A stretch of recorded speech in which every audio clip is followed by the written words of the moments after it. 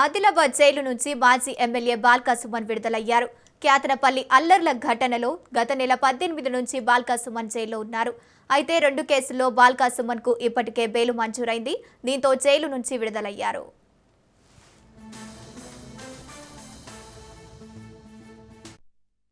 తీసుకొని మేము పోతా ఉంటే కౌన్సిలర్లకు 2 కిలోమీటర్ల దూరంలో మమ్మల్ని ఆపిర్రు. ఒక కౌన్సిలర్ బబ్బెర స్వర్ణలత అని చెప్పి దళిత బిడ్డ 21వ వార్డు, తనది కేసు ఉంది, వాళ్ళ అత్త కేసు పెట్టిందని చెప్పి ఆ నెపంతో మళ్ళీ మా కౌన్సిలర్లందరిని ఆపే కుట్ర చేసిర్రు. అయినప్పటికీ ఆమె గట్టిగా ఎదిరించి నేను నా ఇష్టంతోనే కేసీఆర్ నాయకత్వంలో సుమనన్న నాయకత్వంలో పనిచేస్తున్నా ఉన్నా అని చెప్పి గట్టిగా చెప్తే పోలీసు వాళ్ళు తోకముడ్చిర్రు. మా 14 మంది కౌన్సిలర్లు కౌన్సిల్ హాల్కు పోయినరు.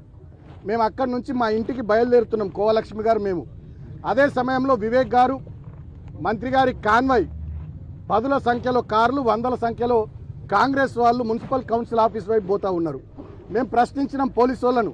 మమ్మల్ని, నేను మాజీ ఎమ్మెల్యేను, మా కోవలక్ష్మక్క ప్రస్తుత ఎమ్మెల్యే, మా ఇద్దరిని కూడా కనీసం మీరు పోనీయకుండా 2 కిలోమీటర్ల దూరం లాపిర్రు, మరి కాంగ్రెస్ వాళ్ళని ఎట్లా పోనిస్తారంటే మా మీద లాఠీ చార్జ్ చేసిర్రు పోలీసు వాళ్ళు.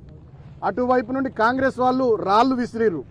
కానీ అన్యాయం ఏంటంటే రాళ్ళు విసిరిన వాళ్ళ మీద కేసులు కాలే, మా మీద 25 మంది మీద కేసులు పెట్టిర్రు. తర్వాత ఏం జరిగింది, కౌన్సిలర్లకు పోయినాక మా 14 మంది కౌన్సిలర్లకు మంత్రి వివేక్ గారు వాళ్ళ కొడుకు ఎంపీ బ్లాంక్ చెక్కులు ఇచ్చి ప్రలోభ పెట్టే ప్రయత్నం చేసిర్రు.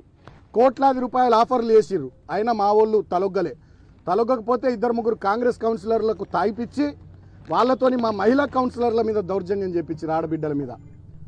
తర్వాత ఎన్నికను లోపల గొడవ అవుతుందని చెప్పి వాయిదా వేయించుకొని మంత్రి పారిపోయిండు.